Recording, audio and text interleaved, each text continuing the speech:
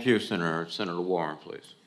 Thank you, Mr. Chairman. Admiral Franchetti, congratulations on your nomination. Jim, Isabel, good to have you here today.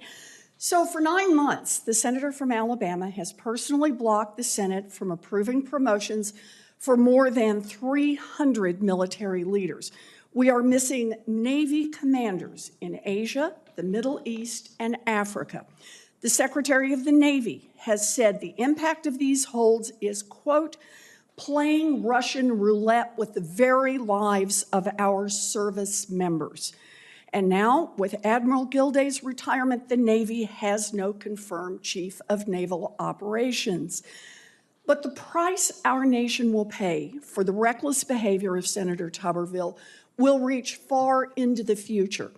Admiral Franchetti, the Navy, like most of the services, is always competing for the best leaders of tomorrow.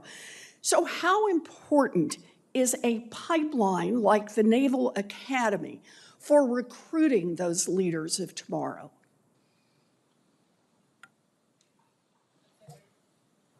Senator Warren, it was a pleasure to meet you the other day. As we look right now, as our Navy is facing challenges all around the globe, threats from our adversaries, we want to have the right people with the right level of experience in those positions.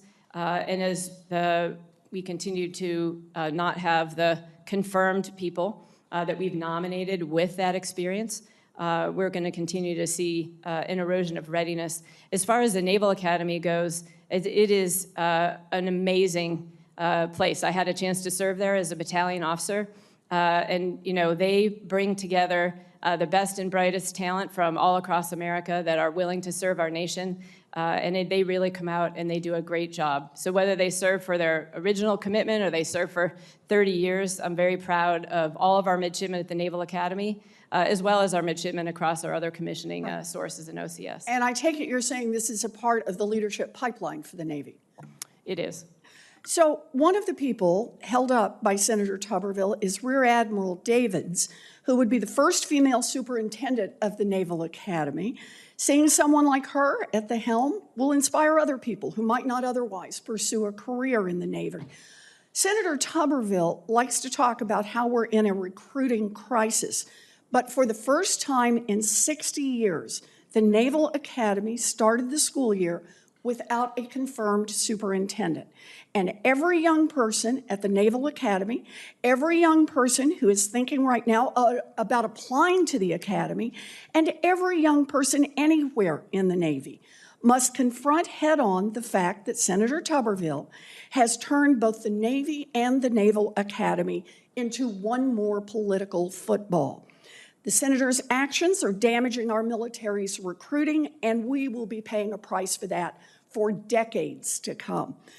So let me ask you about another impact from these holds. Let me ask about families. Admiral Franchetti, have you heard anything about the impact of these holds on Navy families? Yes, I think our Navy families are dealing with a lot of uncertainty. We ask a lot of our families to move, uproot, find new schools, find new jobs for spouses, and I have heard a lot of concerns from our families that they are having difficulty navigating that space right now. All right. And one last question, and this one is about the promotion system. The 300-plus holds on the top ranks has an impact on everyone who is one level down, 2 levels down, who can't move into a spot that has been vacated. Admiral Franchetti, the senator from Alabama, is treating these holds as a minor inconvenience. But the servicers are telling me that even after the holds are lifted, the promotion system will be tangled up for months or years to come. So what is your best estimate of how long it will take the Navy's promotion system to recover? Well, Senator, I think just at the 3-star level, it would take about 3 to 4 months to move all of the people around, but it will take years to recover from the promotion, if confirmed, for the promotion delays that we would see forward.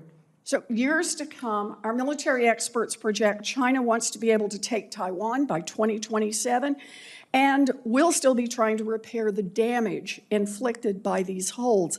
The Republicans' failure to end this blockade makes it clear they don't care about our leaders. They don't care about the families who have served their country honorably for decades. It is hard to imagine a bigger propaganda win for our enemies. We need this hold to stop, and we need it to stop now. Thank you, Mr. Chairman. I want to wrap up with something I didn't intend to do, but I'm sorry that so many of my colleagues want to drag uniformed officers into their political fights, and I'm sorry that that had to happen to you a little bit ago. But Senator Warren said, it is clear that Republicans don't care about our servicemen and women and their families. It's clear that we don't care about our adversaries and our allies. Do you believe that?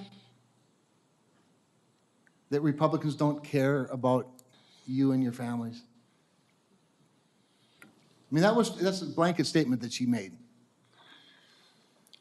As a member of the military, I believe that everyone in Congress supports everyone in our military.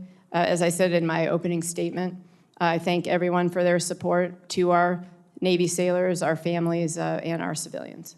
I appreciate that. And then I'm going to ask you this question. Is it your understanding that if Secretary Austin were to lift or rescind the rule to have the military pay for access to abortions, that Senator Tuberville would lift his hold and we could go back to unanimous consent confirmations? Is that your understanding, that if that one person, the Secretary of Defense, would rescind that order, that we'd get exactly what our Democratic friends say they want?